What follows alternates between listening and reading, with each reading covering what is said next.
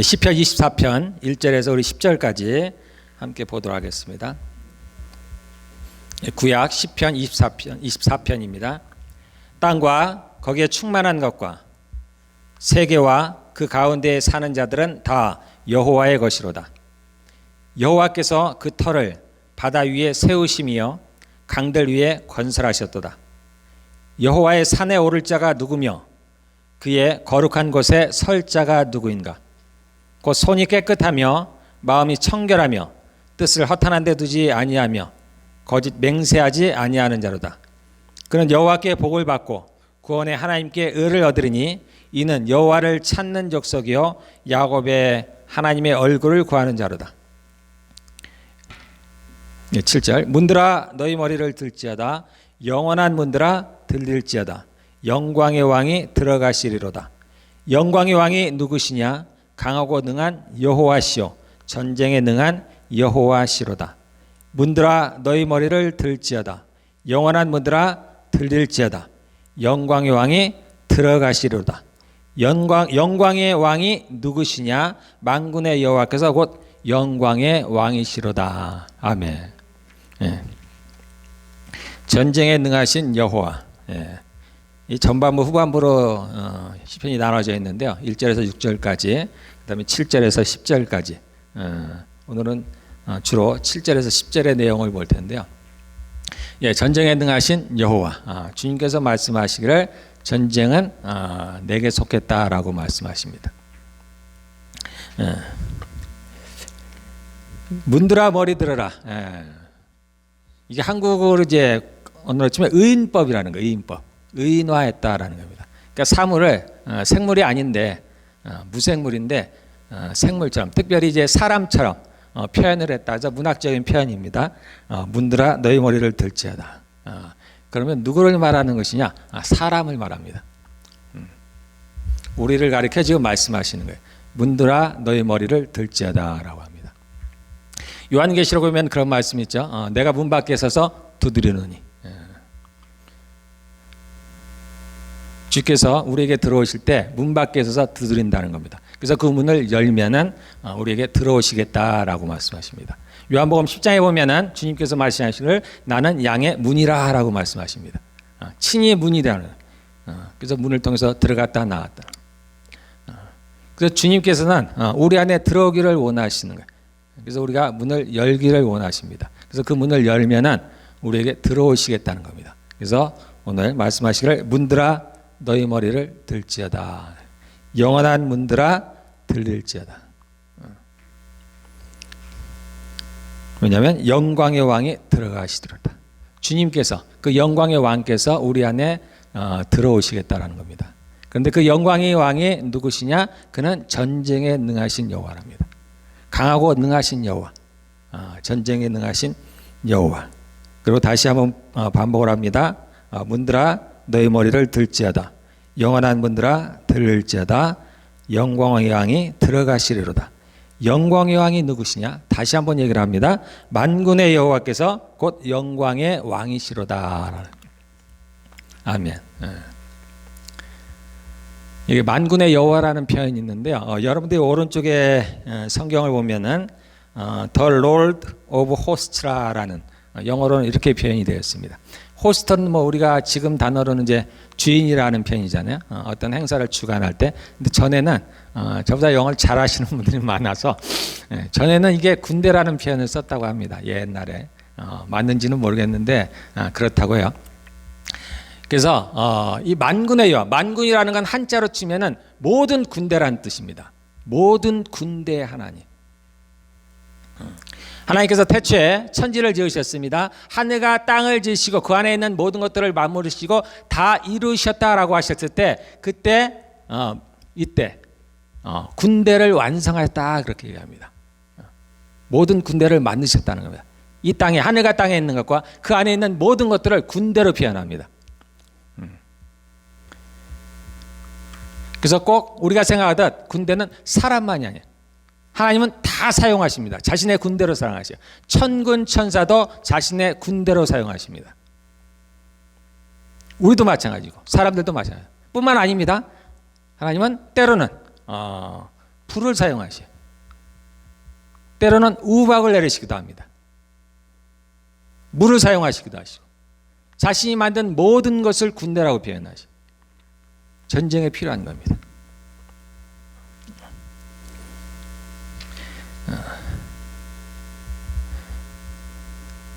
우리가 싫든 좋든지 간에 우리가 그 안에 있습니다. 이 싸움 가운데 있어요. 하나님과 이 사단과의 싸움 가운데 있습니다. 항상 그런 건 아닌데요. 이 싸움이 마칠 때가 있습니다. 이 싸움이 끝날 때가 있어요. 원수를 하나님께서 무찌르시고 그를 주님의 발등상 아래로 그들을 완전히 사로잡을 때, 그때까지, 그러면 싸움이 마칩니다. 그때가 우리가 기다리는 거예요. 그러나 그 전까지는 싸움이 있습니다. 자, 오늘은 제가 성경을 좀 여러 번 찾아볼 텐데요. 계시록 한번 보겠습니다. 여러분들 안 찾으셔도 되고 제가 읽어봅니다. 계시록 12장 한번 보겠습니다.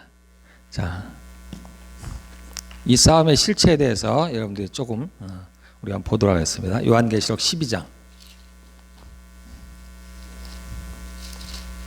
우리가 예수님을 믿는 것은 정말 구체적이어야 됩니다. 추상적으로 믿는 것이 아니에요. 막연히 하나님의 나라를 구하는 것이 아니고 진짜 하나님의 나라에서 하나님의 백성으로, 그리고 하나님의 자녀로, 더 나아가서 하나님의 군사로 살아가야 돼요. 자, 12장 우리 7절에서 한번 보겠습니다. 계시록 12장 제가 읽을게요. 자, 계시록 12장 7절에 하늘에 전쟁이 있으니 미가엘과 그의 사자들이 용과 더불어 싸울세, 용과 그의 사자들도 싸우나 이기지 못하여 다시 하늘에서 그들이 있을 곳을 얻지 못한지라. 큰 용이 내쫓기니 옛뱀 곧 마귀라고도 하고 사탄이라고도 하며 온 천하를 꿰는 자라. 그가 땅으로 내쫓기니 그의 사자들도 그와 함께 내쫓기니라. 내가 또 들으니 하늘에서 큰 음성이 있어 이르되 이제 우리 하나님의 구원과 능력과 나라와 또 그의 그리스도의 권세가 나타났으니 우리 형제들을 참소하던 자 곧 우리 하나님 앞에서 밤낮 참소하던 자가 쫓겨났고 또 우리 형제들이 어린 양의 피와 자기들이 증언하는 말씀으로써 그를 이겼으니 그들은 죽기까지 자기들의 생명을 아끼지 아니하였도다. 그러므로 하늘과 그 가운데 거하는 자들은 즐거워하라. 그러나 땅과 바다는 화 있을진저 이는 마귀가 자기의 때가 얼마 남지 않은 줄을 알므로 크게 번뇌어 너희에게 내려갔습니다.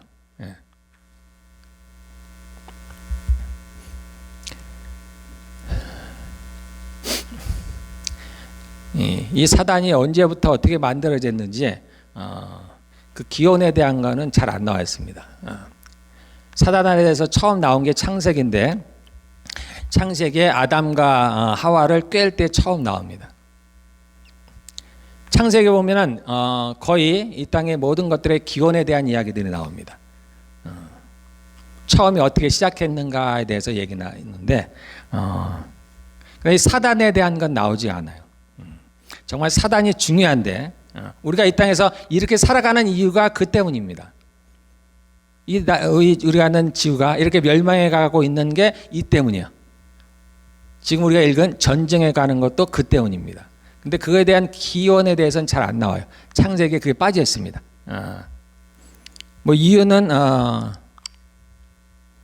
간단합니다. 중요하긴 하지만 그렇게 때로는 무시해도 된다는 얘기예요. 우리가 잘 몰라도, 사단에서 잘 몰라도 하나님을 잘 섬기기만 하면 된다는 겁니다. 하나님만 잘 섬기기만 하면 된다는 거예요.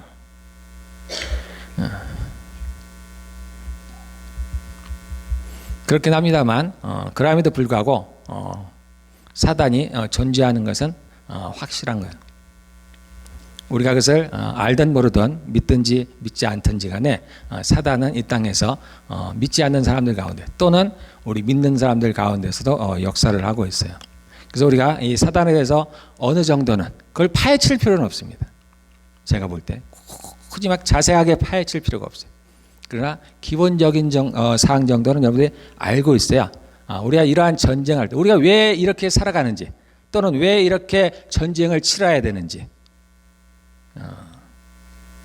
때로는 실질적인 그러한 전쟁 가운데서 우리가 소모전을 정말 소모전을 치르지 않기 위해서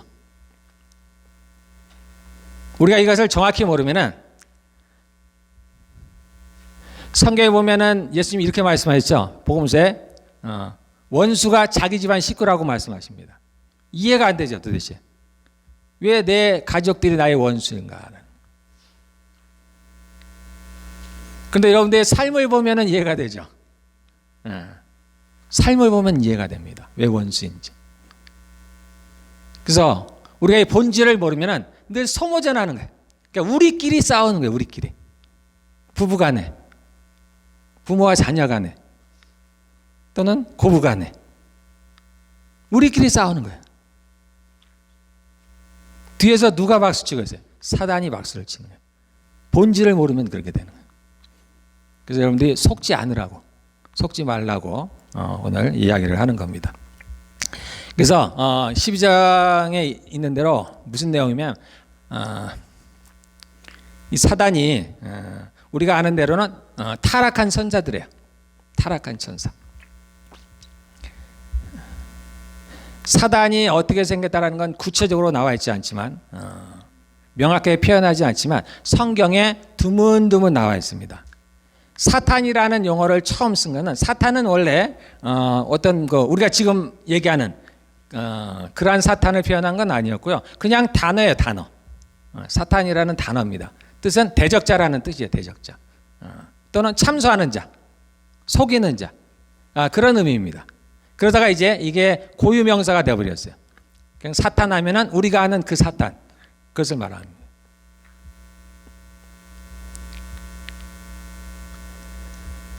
이 사탄을 표현하는 말들이 많이 있습니다. 우리가 아는 대로 마귀라고도 하죠.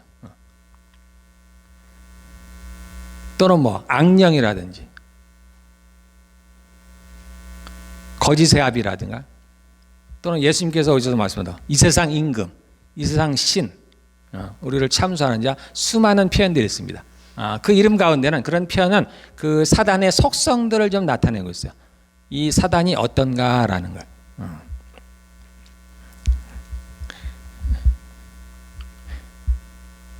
그래서 구약에 이러한 사단에 대한 이야기가 나오긴 합니다만 많이 나오지가 않아요. 우리가 잘 아는 대로 욥기에 나와 있지. 욥기에. 욥기가 그 하나님 앞에서 하나님과 대화하는 장면도 나오고 거기에도 나옵니다. 또 몇 군데 나와 있어요. 그래서 많이는 나와 있지 않습니다. 근데 이 사단에 대해서 기원에 대해서 나온 두 구절이 유명한 구절이 있는데 뭐냐면 이사야와 에스겔서입니다. 자, 그건 우리가 좀 이따 보기로 하고 이 요한계시록 12장에 나온 내용은 그거예요. 정확히 내용은 몰라도 어쨌든 이 하나님이 만드신 천사가 우리가 알고 있는 이름은 루시퍼라고 알고 있어요. 루시퍼라고.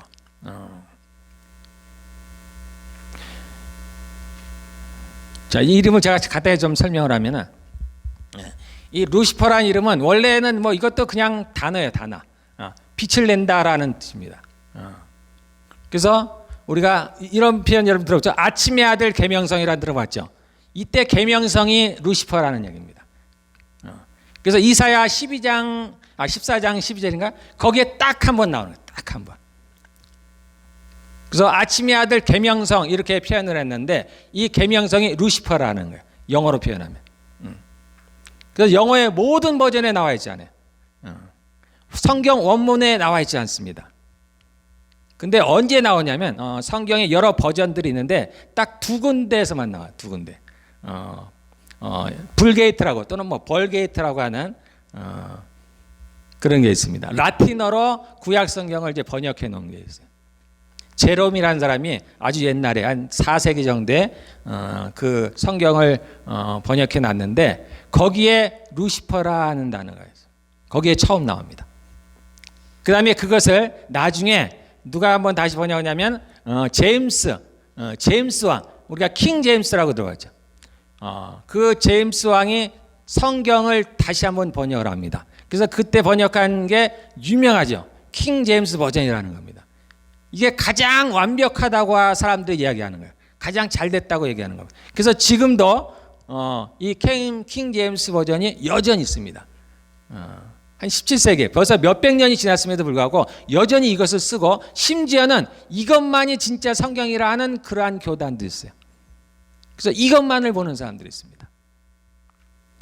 여기에 그 이사야 14장에 나온 그 계명성이라는 걸 영어로 뭐라고 하냐면 루시퍼라고 번역을 해놨어요. 그런데 실수인지 어쩐지 그 루시퍼의 앞자를 대문자로 번역을 해요.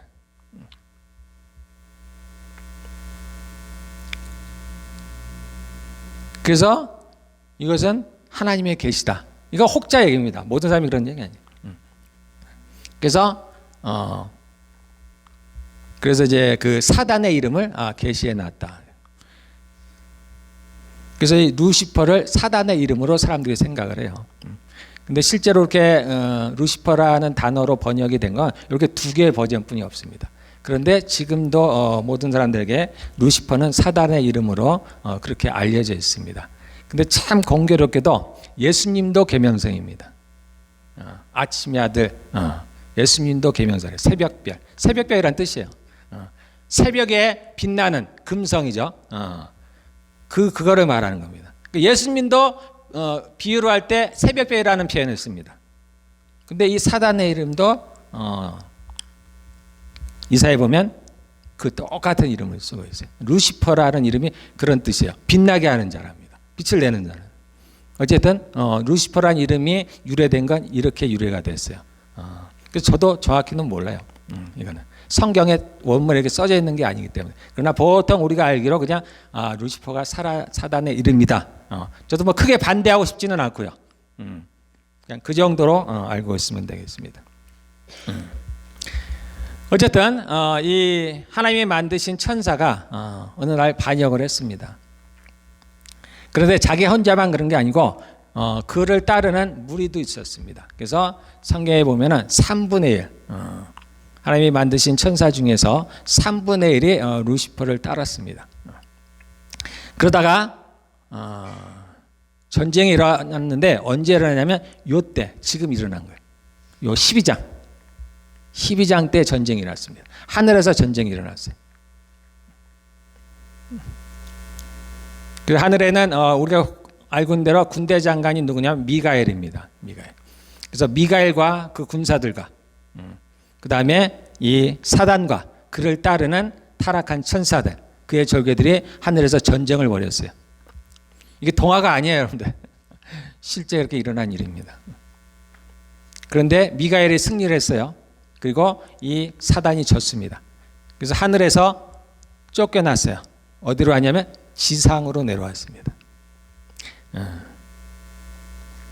그래서 뭐라고 그러냐면 10절에서 그렇게 하는 겁니다. 이제 우리 하나님의 구원과 능력과 나라와 또 그의 그리스도의 권세가 나타났으니 우리 형제들을 참수하던 자, 곧 우리 하나님 앞에서 밤낮 참수하던 자가 쫓겨났고 어디서? 하늘에서 쫓겨났습니다. 또 우리 형제들이 어린 양의 피와 자기들의 증언으로 말씀으로서 또 그를 이겼으니 그들은 죽기까지 자기들의 생명을 아끼지 아니하였도다. 요건 이제 그 다음에 나오는 일들인데요. 어쨌든 하늘에서 쫓겨났어요. 그러니까 12절에 뭐라고 되어 있냐면 하늘과 그 가운데 거하는 자들은 즐거워하라. 왜냐하면 하늘에서 더 이상 이제 사단과 그의 졸개들이 있을 곳이 없어요. 거기서 쫓겨났습니다. 그래서 하늘은 즐거워하라는 거예요. 하늘의 평화가 찾아왔습니다. 즐거워하라. 그러나 땅과 바다는 지구를 말하는 거예요. 우리가 사는 이 땅과 바다는 화 있을진저 이는 마귀가 자기의 때가 얼마 남지 않은지를 알므로, 즉 하나님의 심판이 얼마 남은지를 알므로 분내어 너희에게 내려갔음이라. 그 싸움 준비라고 내려갔다는 거예요. 이 땅에 내려왔다는 겁니다.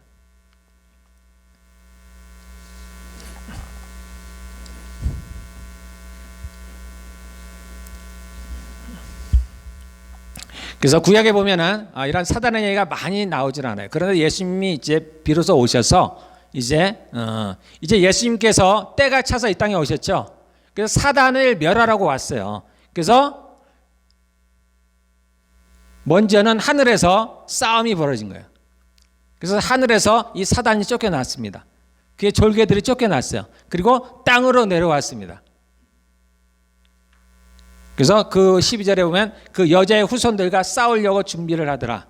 보통 여자는 교회를 가리킵니다. 여자의 후손들이 누구냐? 저희들이에요. 얘들. 그래서 이 땅은 그러한 싸움이었습니다. 하늘에서는 그러한 천사들과 또는 이렇게 타락한 천사들이 다이렉트로 싸웠습니다. 직접 싸웠어요. 근데 이 땅에서는 다른 싸움이 전개되고 있는 거예요. 누가 있었냐면 사람이 있어요. 사람. 그래서 사람이 끼게 되었습니다. 사단도 사람을 이용하고 하나님도 사람을 사용하는 겁니다. 그러한 전쟁이 우리 가운데 벌어지고 있는 거예요. 그래서 이제 예수님이 오셔서 그 마귀를 드러냈는데 골로새서 2장에 보면 제가 그랬죠. 성경에 드문드문 이러한 비밀과 같은 이야기들을 해놨습니다. 그래서 예수님의 말씀 중에 여러분들 기억나는 것들이 있어요. 이제 곧 그 이상 임금이 온다고 얘기했어요. 그러나 그는 심판을 받았다. 그리고 그는 나와 상관이 없다. 뭐 이러한 얘기들 많지는 않아요. 조금씩 드문드문 해놨습니다. 이러한 얘기들이에요. 그래서 골로새서에 보면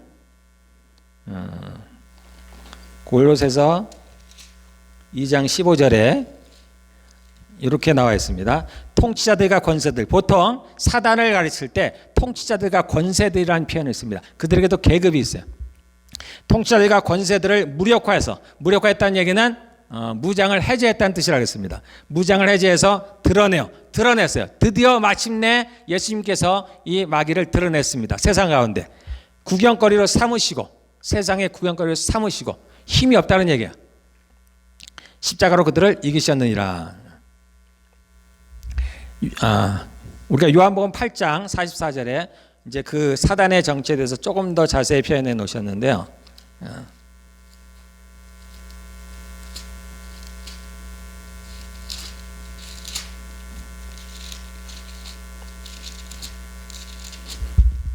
요한복음 8장 44절에 예수님이 뭐라고 말씀하셨냐면은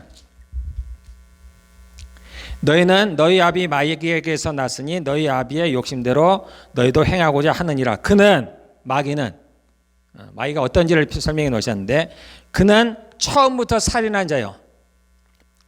진리가 그 속에 없으므로 진리에 서지 못하고 거짓을 말할 때마다 제 것으로 하느니, 제 것으로 한다는 얘기는 자기의 본성을 드러낸다는 얘기예요. 거짓을 말할 때마다 거짓은 자기 거예요. 그래서 우리가 이 마귀를 가리켜서 뭐라고 하냐면 거짓의 아비라고 얘기해요. 그래서 거짓말할 때 자기의 본성을 드러낸다는 겁니다. 제 것으로 하나니 그는 거짓말쟁이여 거짓의 아비가 되었습니다. 그래서 마귀에 대해서 얘기를 하는 겁니다. 자, 누가복음 10장 18절에 여러분들은 들으셔야 돼 그냥.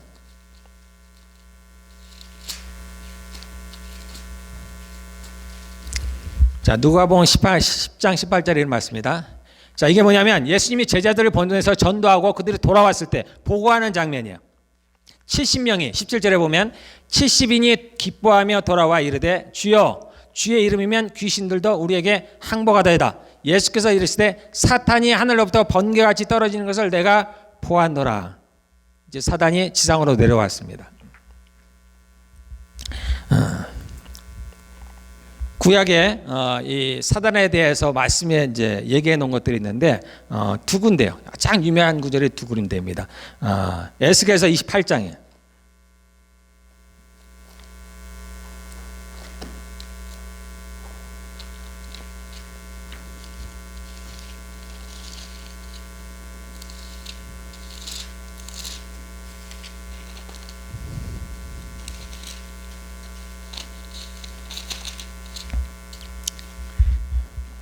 성경의 예언이라고 할 때는 보통 2중, 3중으로 해요.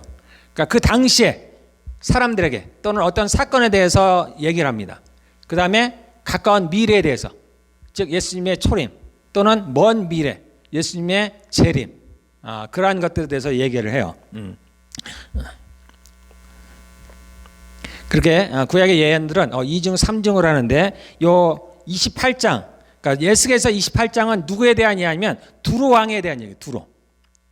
이스라엘에 두로라는 지방이 있었죠. 북쪽에 바닷가에 두로라. 시돈과 두로. 이방인 얘기할 때 두로와 시돈을 얘기하는데 그 두로예요. 그 두로의 왕이 굉장히 교만했습니다.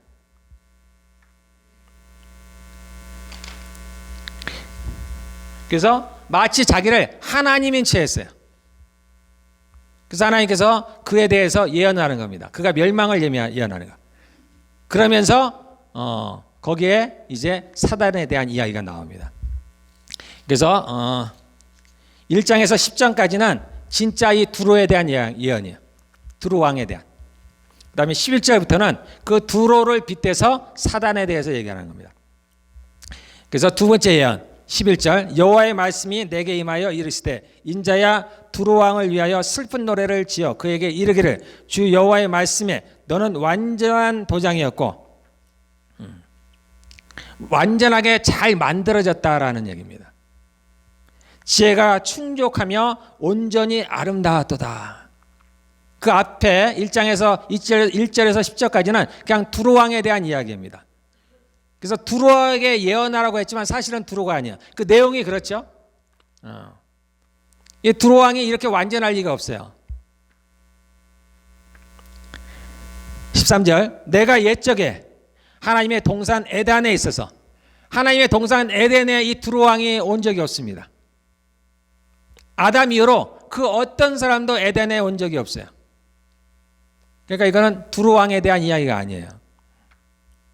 내가 옛적에 하나님의 동산 에덴에 있어 각종 보석 곧 홍보석과 황보석과 금강석과 황옥과 홍만화 상옥과 청보석과 남보석과 홍옥과 황금으로 단장하였음이며 내가 지음을 받던 날에 너를 위하여 소고와 비파가 준비되었도다. 그래서 이 구절을 가지고 이 사단은 천사로 지음받을 때 아마 악기를 다루는 자로 지음을 받았을 거다고 얘기를 하는 겁니다. 그를 위해서 비파와 소고가 준비되었다라는 거예요. 그래서 우리가 보통 루시퍼, 즉 사단을 얘기할 때 그를 가리켜 뭐라고 하냐면 찬양하는 천사다 이렇게 얘기를 하는 겁니다. 14절 너는 기름 부음을 받고 지키는 그룹이며 여기 그룹이라고 표현했는데 오른쪽에 보면은 영어로 보면 그룹이 아니고 스랍이래. 스랍. 우리말로는 스랍인데 샤랍을 해야 되나? 영어로는 제가 어떻게 읽는지 잘 모르겠는데 우리가 보통 천사들도 계급이 있습니다. 우리가 아는 천사 에인젤이라고 하는 거예요. 그 위에 그룹이 있습니다. 그룹. 하나님께서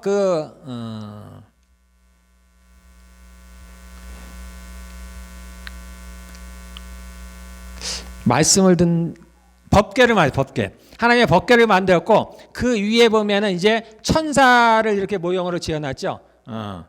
그 천사. 그래서 그룹이에요.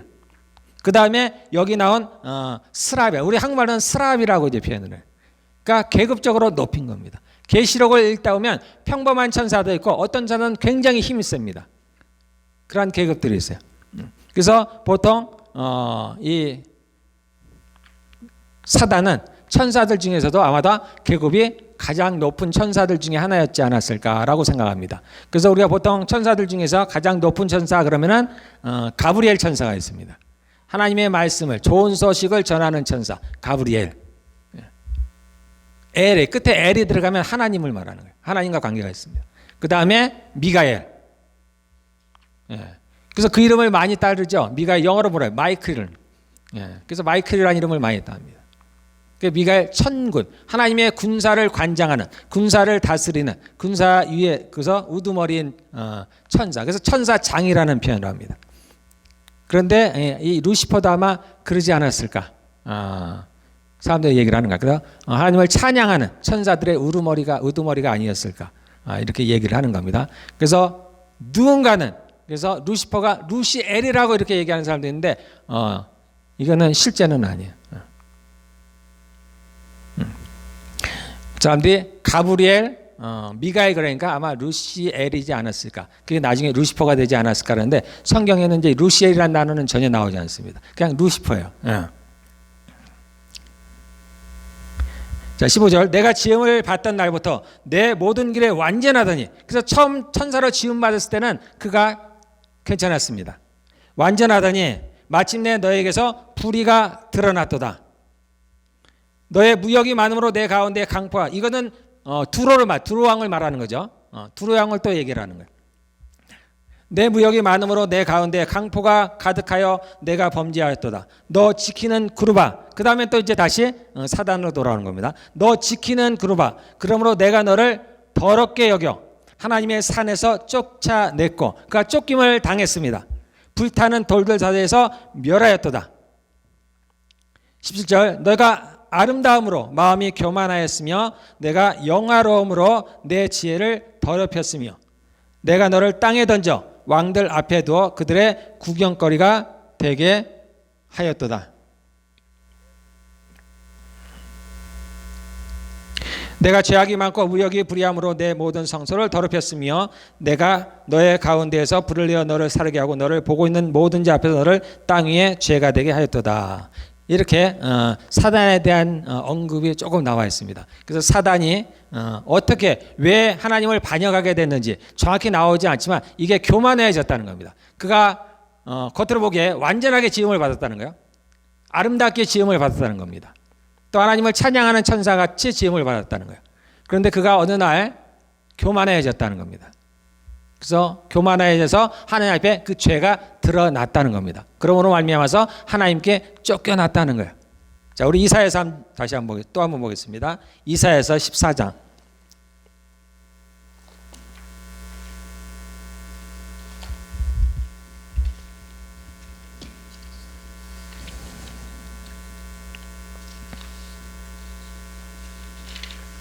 자, 이사야서 14장. 우리가 아주 잘 아는 유명한 글입니다. 12절. 이사야서 14장 12절에서 17절만. 너 아침의 아들 계명성이여. 이 계명성이라는 것이 루시퍼로 번역이 된 거예요. 그래서 다른 버전들은 다들 다르게 번역을 해놨어요.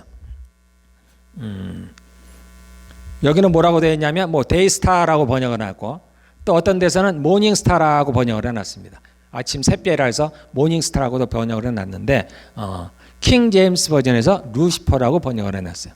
그래서 그것을 따라서 사람들이 이 사단의 이름이 루시퍼다 이렇게 얘기를 하고 있는 겁니다. 이 단어를 번역해 놓은 거예요. 딱 한 번 나옵니다. 성경에 딱 한 번. 너 아침의 아들 계명성이여 어찌 그리 하늘에서 떨어졌으며 너 열국을 엎은 자여 어찌 그리 땅에 찍혔는고. 예언을 하는 거지 이사야가. 너 마음에 이르기를 내가 하늘에 올라 하나님의 뭇별 위에 내 자리를 높이리라. 하나님의 모든 천사들 위에 자기를 높이리라는 교만해지는 겁니다. 내가 북극 지폐의 산 위에 앉으리라. 내가 가장 높은 구름에 올라가 지극히 높은 이와 같아지리라 하는도다. 이렇게 사단이 교만해졌다는 겁니다. 그 교만해서 이제 자신을 하나님과 같은 자리에 앉겠다는 거예요. 15절. 그러나 이제 내가 스올 곧 구덩이 맨 밑에 떨어짐을 당하리라. 지옥의 맨 아래로 간다는 거예요. 그래서 우리는 가볼 수는 없지만 지옥의 맨 아래는 이 사단이 있습니다. 그런 거 보면 사단 내 이런 지옥도 뭔가 층층이 있지 않나라는 생각이 들기도 하고요. 그 죄에 따라서 어쨌든 맨 아래, 지금 여기 나온 대로라면 맨 아래입니다. 내가 스올 구덩이 맨 밑에 떨어짐을 당하리로다. 16절. 너를 부르는 이가 주목하여 너를 자세히 살펴보며 말하기를 이 사람이 땅을 지키며 열국을 놀라게 하며 세계를 황무하게 하며 성읍을 파괴하며 그에게 사로잡힌 자들을 집으로 놓아보내지 아니하던 자가 아니냐 하리라. 자, 이 얘기는 누구에 대한 이야기냐면 바벨론 왕에 대한. 지금 여기도 마찬가지예요. 아까는 두루 왕을 빗대서 사단을 표현했는데 지금은 바벨론 왕을 빗대서 하는 겁니다. 실제로 이때는 바벨론 왕이 아직 등장하지 않았어요. 그러니까 바벨론 왕을 빗댔지만은 실제로 바벨론 왕은 등장하지 않은 때예요. 그래서 바벨론 왕을 빗대서 사단에 대해서 이야기한 거라고 모든 사람들이 이야기를 하고 있습니다. 그래서 사단은 처음에 그렇게 하나님께 완전한 자로 또는 아름다운 자로 지음을 받았고 또 그렇게 행했는데 어느 날 어떤 이유인지는 정확히 나와 있지만 그가 마음이 교만해졌다는 겁니다. 그래서 자신을 하나님같이 높이려고 하나님같이 되려고 우리가 이 얘기 들으면 생각나는 데가 있죠. 아담과 하와입니다. 아담과 하와. 너희가 하나님같이 될 줄을 알다.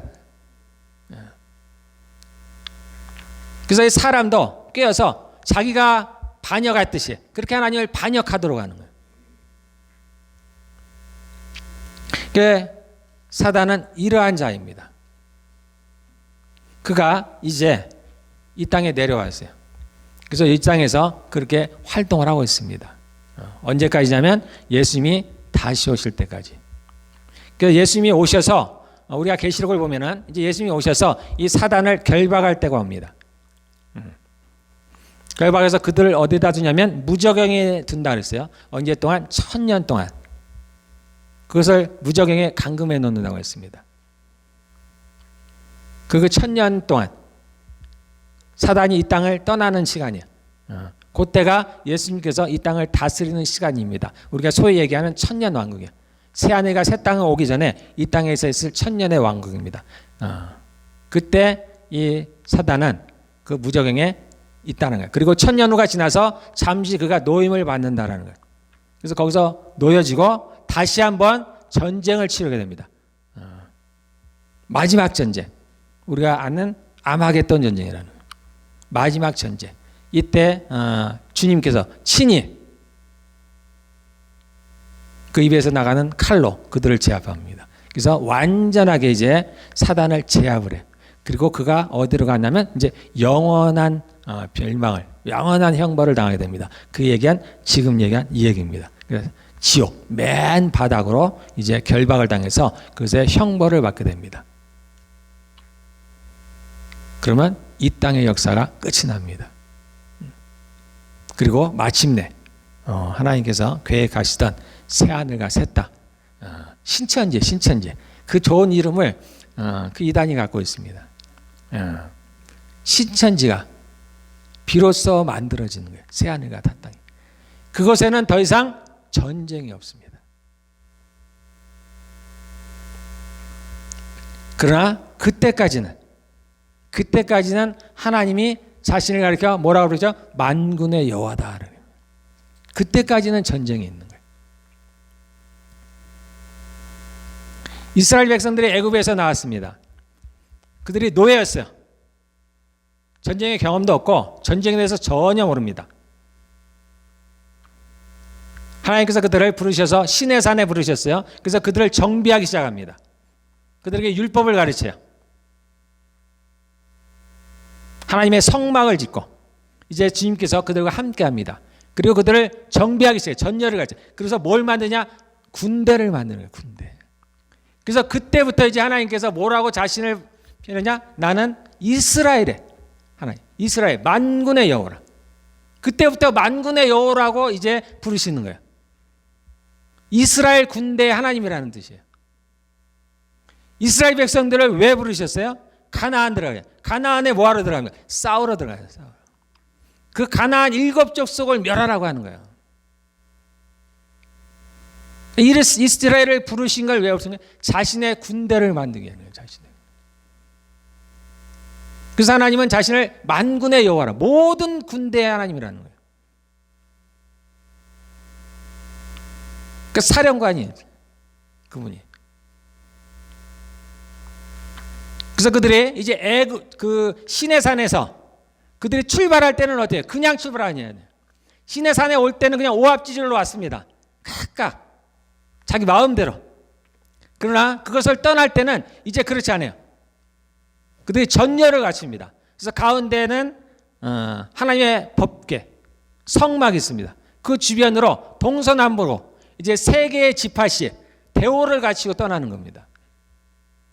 군사들에 대해서 떠나는 거예요.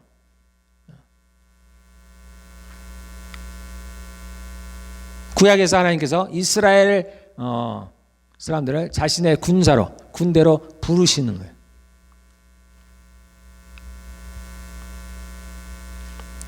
우리도 마찬가지입니다. 우리가 하나님의 자녀가 되었지만 그것만이 아니에요. 하나님은 우리를 군사로 부르신 거예요. 군사. 디모데에서 나온 대로 좋은 병사, 좋은 군사. 바울도 군사. 우리도 하나님의 군사로 부르심을 받는 겁니다. 우리의 의지와는 관계없이 이 땅에서는 그러한 싸움이 있는 거예요. 여러분들 가족 간에 왜 다툼이 일어나요? 가족 간에 왜 죽일 듯이 싸우는 거예요? 왜 원수처럼 싸워? 이상하지 않나요? 그렇게 사랑했던 사람이 결혼했는데 결혼하면은 마치 원수처럼 싸우잖아요. 그걸 마치 당연한 것처럼 받아들이고 있습니다. 이상하지 않습니까? 정말 이상하잖아요.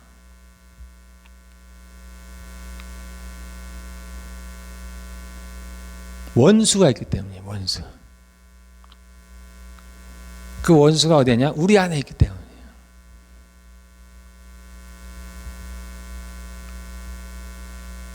그래서 우리를 도발해서 싸움을 하도록 하는 거예요. 그래서 우리가 사단에 대해서 알아야 되는 것은 알고자 아는 이유는 바로 이러한 전쟁이 일어날 때 그 배후를 정확히 알으라는 겁니다. 그래서 내가 내 남편과 아내와 또는 부모와 자녀 간에 싸우면은 그것이 그 본질은 우리끼리의 싸움이 아니라는 거예요. 그것을 모르면 그냥 우리끼리 싸우는 거예요. 우리끼리 치고받는 겁니다. 소위 아군끼리 치고받는 거예요. 하나님은 슬퍼하시고 사단은 박수를 치고 있는 겁니다. 싸움의 본질을 정확히 알으라는 겁니다. 내가 아는 누군가가 예수님을 믿지 않으면 그 사람이 교만해서가 아니고 그 뒤에 그를 미혹해 하는 자가 있다는 거예요. 그래서 바울이 얘기하기를 향방 없이 방향 없이 가지 말라는, 우리가 싸움을 싸우는데 정확하게 목표점을 알으라는 겁니다. 그래서 성경에는 뭐라고 하냐면 왕의 화살, 우리가 지난번 50일 작전기도 때 왕의 화살은 날카로워서 적의 염통을, 심장을 찌는 거예요. 정확하게 가야 된다는 거예요. 우리가 싸움을 싸우는데 누구와 싸울 거냐는 겁니다. 우리가 눈에 보이는 나의 가족과 또는 나의 주변에 아는 이들과 싸우는 것은 아주 어리석은 일이라는 거예요. 서로가 멸망하는 거예요. 서로가 멸망하는 거예요. 사단이 원하는 게 그거예요. 그래서 바울이 그러잖아요. 우리가 그의 전략을 모르는 바가 아니다. 우리도 그의 전략을 모르는 바가 아닙니다. 여러분들. 속지 말라는 얘기예요. 그러한 죄가 나에게도 있습니다. 서로에게 있어요. 그래서 상대가 나를 도발할 때 내 안에 있는 죄도 같이 도발하는 거예요. 그래서 싸움이 벌어지는 거예요. 예수님은 싸우지 않아요. 하나님도 싸우지 않습니다. 그 안에 죄가 없으니까. 근데 우리 안에도 죄가 있어요. 그래서 같이 싸움이 일어나는 겁니다. 그러나 우리가 이러한 싸움의 본질을 알게 되면 조금 자신을 절제할 수가 있게 되는 거예요. 자제할 수 있게 되는 거예요. 내가 저 사람이 눈앞에 보이는 누군가가 나를 도발하고 저 사람이 나를 괴롭히지만 실제는 저 사람이 아니구나라는 거예요.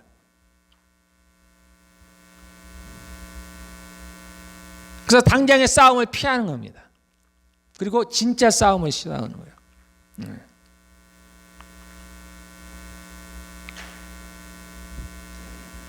그래서 성경은 그러한 이야기도 나옵니다. 우리의 싸움은 혈과 육에 대한 것이에요. 육체적인 싸움이 아니라는 거예요. 사람들과의 싸움이 아니라는 거예요. 정사와 권세와 이 어둠의 세상 주관자들과 이 어둠의 세상들을 주관하는 자가 있다는 겁니다. 하늘에 있는 악의 영들이 있다는 거예요. 그들과의 싸움이라는 겁니다.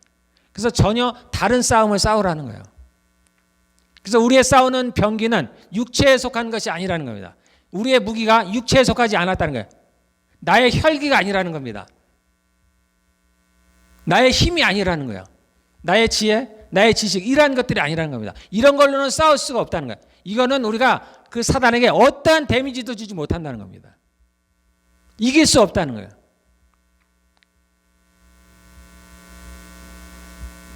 그 우리의 병기는 뭐예요? 하나님의 능력이에요. 하나님께로부터 오는 것뿐이 없답니다. 그래서 전쟁이 누구에게 속했어요? 하나님께 속한 거예요. 근데 그분은 그 전쟁에 능하신 하나님입니다. 그분은 강하세요. 그분은 그 싸움을 싸우기만 하면 그분은 지는 일이 없어요. 그 앞에 설 자가 없습니다. 그를 거스려서 살아날 자가 없어요. 내가 생각하는, 또 우리가 이럴 것이라고 생각하는 그것으로 하나님이든 하나님의 나라를 우리가 정의해 놓으면 안 돼요.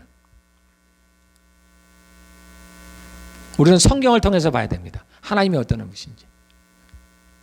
세상은 이야기합니다. 하나님이 사랑이신데 어떻게 지옥을 만들 수가 있을까?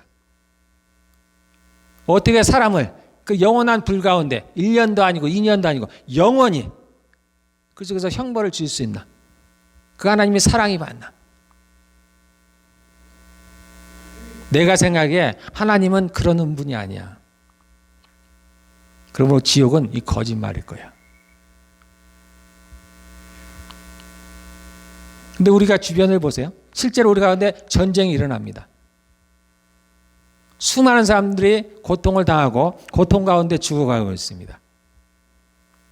그런데 하나님이 그 모든 걸 보고 계세요. 우리로서는 이해가 안 되는 거예요.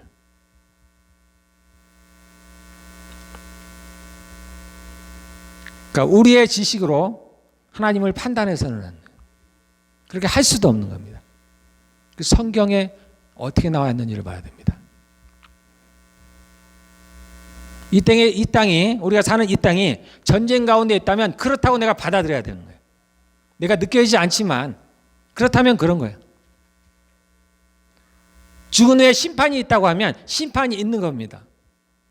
그래서 천국과 지옥으로 나눈다면 나눠지는 거예요. 우리는 왜라고 따지기 전에 우리가 알 수 없는 부분들이 있습니다. 우리가 이것을 보면서 수많은 질문들이 나오죠. 왜 하나님이 그러면 사단이 그렇게 반역할 줄 알았으면서, 또는 아담과 하와가 그 뱀의 꼬임에 넘어갈 줄 알았으면서 왜 하나님은 모르시는 게 없잖아요. 우리가 아는 대로. 왜 그런 것들을 그냥 보고만 계셨을까? 예. 저도 많습니다. 질문이. 따지고 싶은 마음들이 엄청나게 많아요. 그러나 그것은 지금에 할 일은 아니고 제가 할 수도 없고 또는 내가 이해할 수도 없을 테고, 지금은 당장 우리에게 닥친 현실 속에서 살아나는 게 중요해요. 내가 어떻게 하면 천국에 갈 수 있는가라는 거예요. 나중에 내가 그 일을 알았을지라도 내가 지옥에 간다면 그건 아무런 도움이 못 됩니다. 내가 어떻게 하면 지금 내가 천국에 갈 수 있는가? 내가 지금 어떻게 하면 이 싸움에서 이길 수 있는가가 중요한 거예요. 우리 여기에 초점을 맞춰야 됩니다.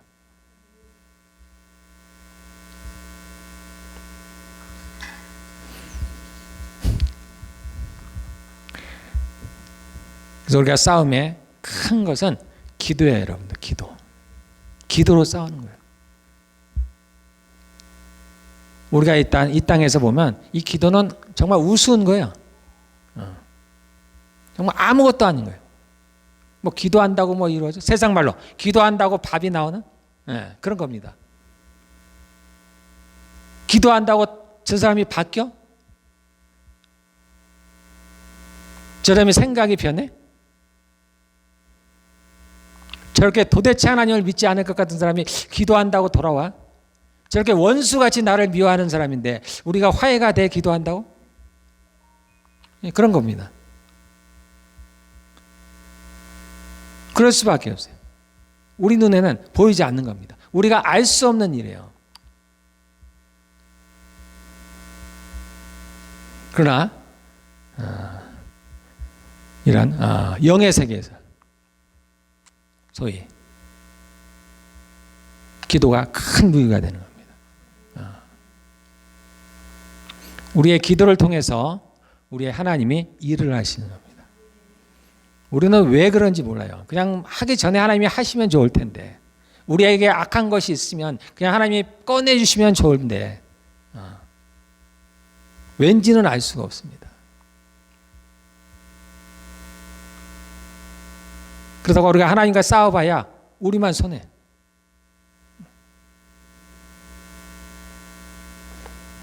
그러나 우리가 하나님에 대해서 또는 하나님을 조금씩 순종하다가 보면 그러한 것들이 조금씩 풀려나갑니다. 조금씩. 완전하진 않지만 그 이유들을 조금씩 알아요.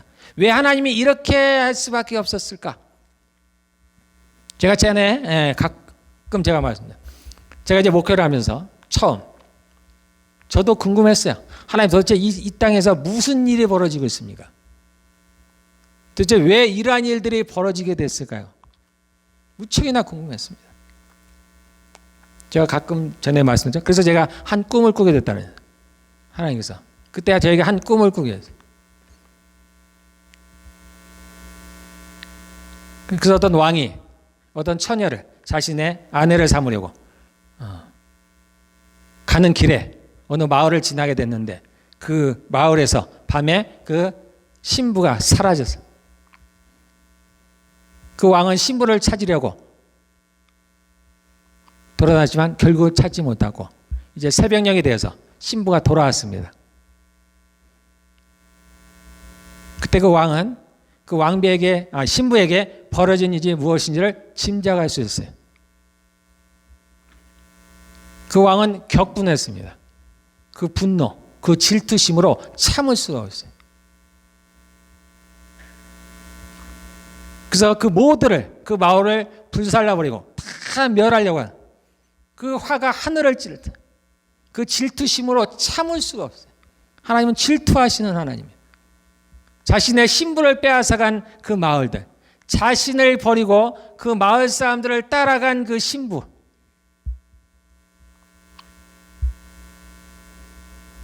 그런데 그 왕은 자신의 신부를 사랑했습니다. 자신이 그 분을 사랑하는 걸 알았어요.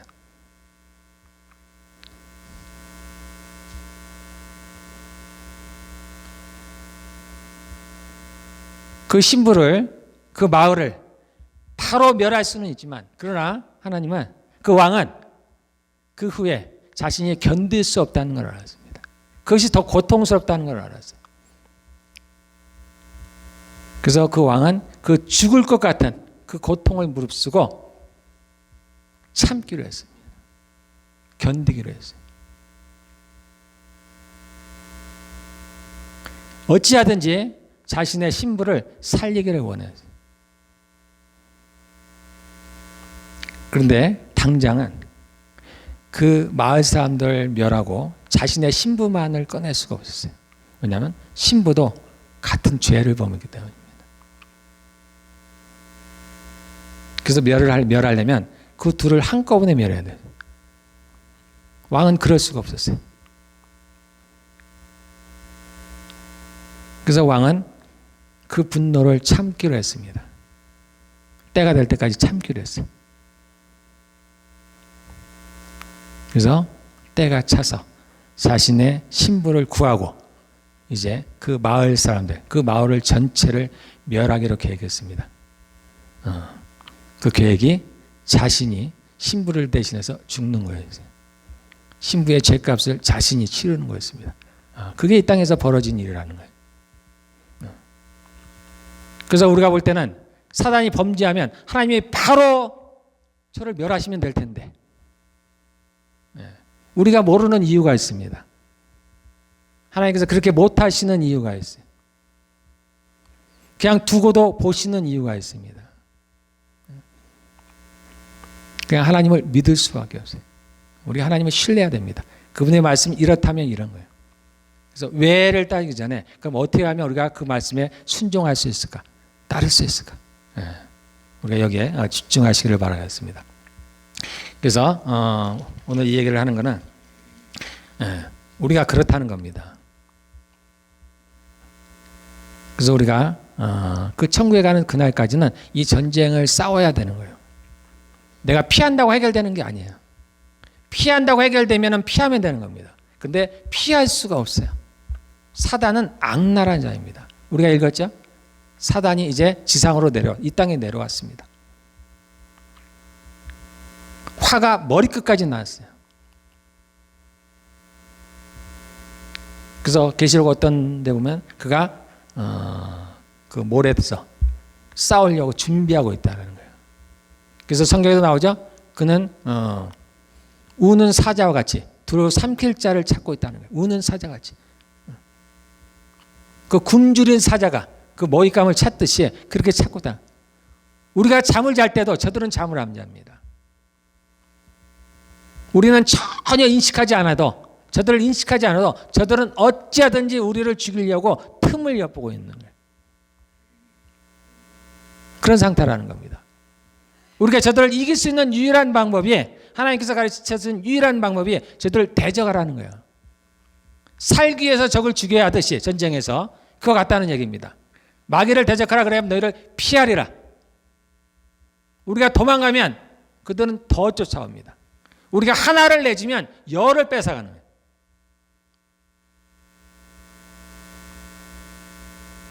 마귀는 그러한 존재들입니다.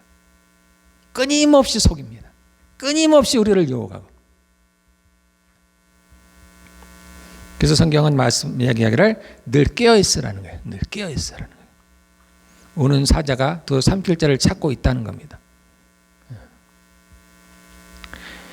그러나 여러분들 크게 두려워할 것이 없는 게 오늘 우리가 읽은 대로 이 전쟁은 여호와께 속했다는 거예요. 하나님께. 우리는 당할 수가 없는데 대신에 그분이 우리를 대신해서 싸워주시겠다는 겁니다. 그러므로 문들아 머리들으라는 겁니다. 영광의 왕이 들어가시도록 그분을 받아들이라는 겁니다. 그러면 우리는 이 전쟁에서 승리할 수가 있습니다. 그분을 따르기만 하면 돼요. 그의 말씀에 순종하기만 하면 됩니다. 그분과 하나 되기만 하면 돼요. 이스라엘 하나님은 졸지도 않으시는 거예요. 마귀도 졸지 않지만 하나님도 졸지 않으면 그가 우리를 지키신다는 거예요. 우리가 앉을 때 일어날 때 우리가 누울 때도 그분이 우리를 지키신다는 겁니다. 그리고 우리에게 단잠을 주신다는 거예요. 평안한 잠을 주신다는 겁니다. 그분을 믿으라는 얘기입니다. 믿으면 된다는 거예요. 자, 우리 주변에 여러분들 주변에 그러한 싸움이 있죠, 여러분들. 여러분들 잘 생각하시기 바랍니다. 내가 지금 누구와 싸우고 있는지, 누가 이것을 보면 기뻐하는지를 생각해 보셔야 돼요. 이제 더 나아가서 어떻게 하면 이 싸움을 이길까를 생각을 해야 되는 거예요. 어떻게 하는 것이 내가 이 싸움을 이기는 걸 알아야 됩니다. 부부라면은 마음이 안 되면 헤어지는 것이 내가 이기는 걸까? 하나님께서 원하시는 걸까? 부모와 자녀가라면 마음이 안 맞으니까 서로 따라 살아라는 것이 그게 하나님이 원하시는 걸까? 그게 내가 이기는 걸까? 누가 나하고 맞지 않느냐 해서 서로 얼굴을 안 보고 무시하면서 살아가면 우리가 그것을 이기는 것일까? 잘 생각해 보셔야 됩니다. 그래서 여러분들 지혜로운 사람이 돼야 돼요. 하나님이 원하시는 게 무엇인지, 어떻게 하는 것이 이기는 것인지를. 내가 당장은 이게 이기는 것 같아도 그게 만약에 아니라면 우리는 또 다른 피해를 보는 거예요. 그걸로 끝이 아니에요, 여러분들. 한 번 져서 물러서면 그걸로 끝이 아닌 겁니다. 이겨야 돼요. 그래서 여호수아가 그 군대 장관들에게 상대왕들의 눕혀놓고 그들의 목을 밟더라는 거예요. 목을. 가장 약한 부분. 그래서 완전히 죽이라는 거예요. 두려워 말라는 겁니다. 우리가 마귀를 상대해도 마찬가지죠. 이스라엘 백성들이 가나안 땅에서 그들의 일곱 족속을 하나님이 완전히 멸하라고 했어요. 그들이 완전히 멸했으면 그들은 그 안에서 평강을 찾을 수 있었어요. 그런데 그들이 멸하지 못했습니다. 그들과 화평을 했어요. 타협을 했다는 겁니다. 우리도 마찬가지입니다. 마귀를 싸우되 끝까지 싸워야 되는 겁니다. 예. 여러분 잘 분별하시기를 바라겠습니다. 때로 이 마귀는 광명의 천사로 옵니다. 그래서 우리가 분별하기가 참 어려워요. 그래서 우리가 기도하면서 하나님 말씀을 들으면서 그리고 우리가 그래서 교제가 필요해요. 나는 못 보는 것을 주변은 볼 수가 있습니다. 그래서 우리 승리합시다. 그리고 이 전쟁에 우리 끝까지 승리하셔서 다 함께 그 나라에 함께 들어가기를 바라겠습니다. 예. 우리 기도하겠습니다.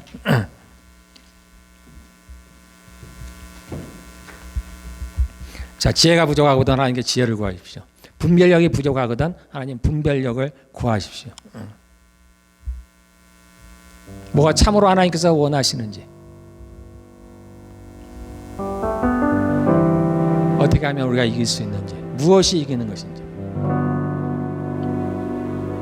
그런데 혼란스러워요. 그 얘기는 쉽지 않은 싸움이라는 얘기입니다. 끊임없이 하나님께 나아가야 돼요. 끊임없이 하나님께 구해야 됩니다. 끊임없이 하나님의 말씀을 접해야 합니다. 그 말씀이 우리의 거울이 돼요. 내 생각대로 마시고 내가 아는 상식대로 말고 성경이 무엇을 말하고 있나 알아봐야 됩니다. 피한다고 해결되는 일들이 아니에요.